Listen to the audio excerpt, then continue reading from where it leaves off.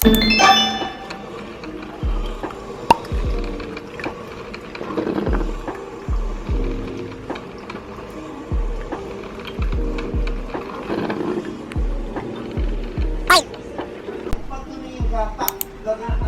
morning guys! Niluluto ko ng pancake. Nilagyan ko ng super ripe na saging, dalawa. Ayan.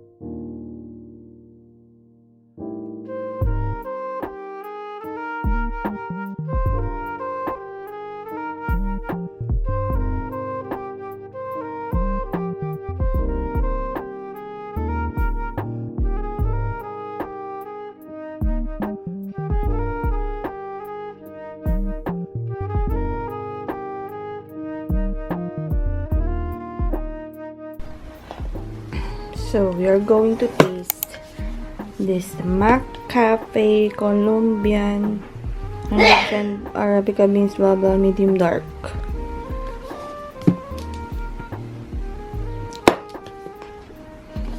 At bilang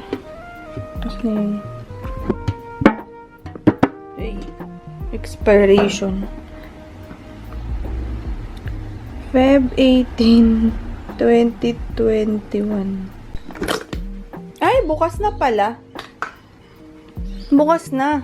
Baka ano nila yun? No, hindi, nilagyan lang ng tape, no? Binigay na lang sa atin. Yan.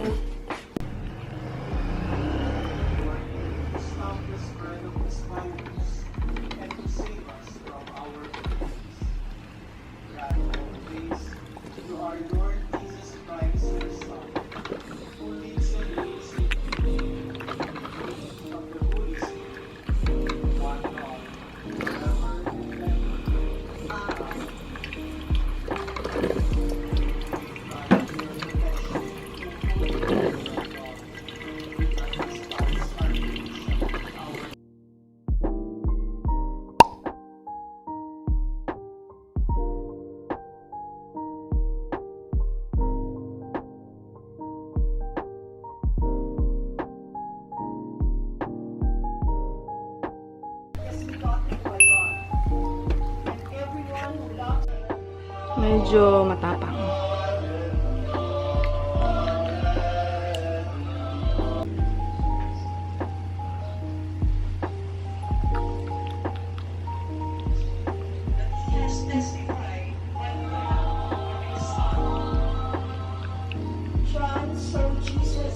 Ang pait. Palagyan ko pa sugar.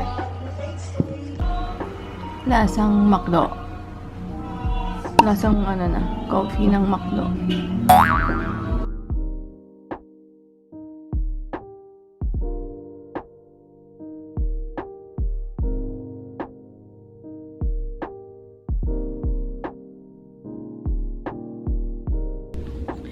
Hi guys! Welcome back! So today, ay i-review natin itong Fresh SKINLAB 98% tomato glass skin pH 5.5 hydrating toner, cleanse tone and moisturize dye free, alcohol free, paraben free, mineral free, benzophenone free, 100 ml, made in Korea. So nagamit ko na siya and ito na lang yung natitira sa bote niya. So far, so good. Yung amoy niya is very pleasant. I really like the smell. Hindi sobrang bango, hindi rin walang amoy. And hindi siya mahapdi sa face. Take note, yung balat ko is dry. Kaya, dry. So, usually niyan, syempre, nagalagay ako moisturizer, sunscreen,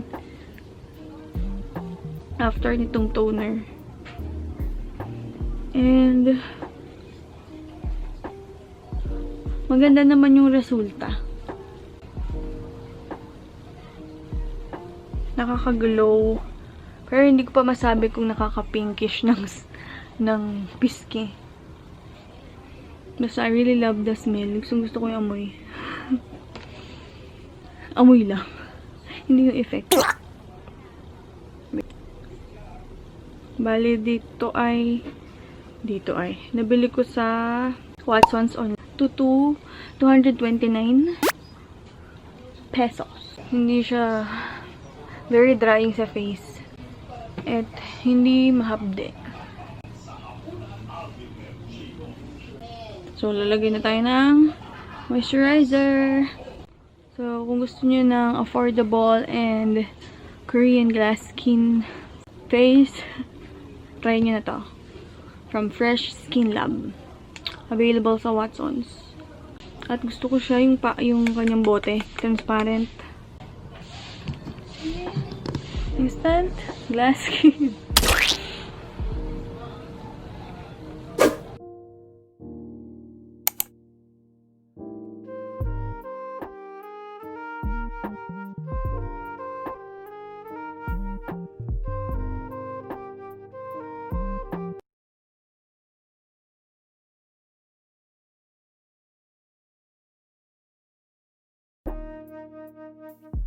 In fairness,